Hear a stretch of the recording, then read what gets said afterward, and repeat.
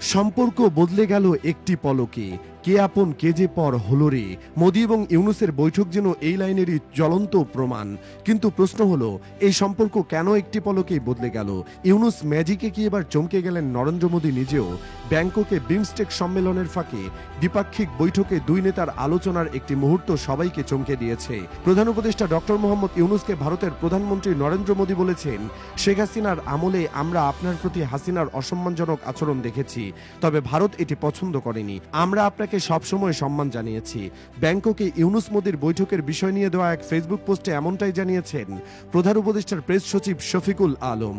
প্রথমবারের মতো দুই রাষ্ট্রপ্রধানের মধ্যে হওয়া এই দ্বিপাক্ষিক বৈঠকে ভারতের প্রধানমন্ত্রী নরেন্দ্র মোদি অধ্যাপক ডক্টর মোহাম্মদ ইউনূসের প্রতি অত্যন্ত শ্রদ্ধাশীল ছিলেন বলেও জানান তিনি।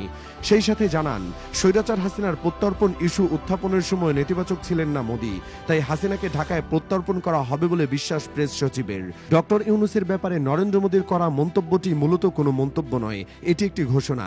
হাসিনা আর আওয়ামী লীগ যে ভেবেছিল ভারত চিরকাল তাদের পাশে থাকবে, তাদের সেই ভ্রম এখন কেটে গেছে। আর এই ভ্রম কাটানোর মূল কারিগর ডক্টর মোহাম্মদ ইউনূস। তার ম্যাজিকে এবার ভারতের সাথে একটি পলকে বাংলাদেশের সম্পর্ক বদলে যেতে শুরু করেছে।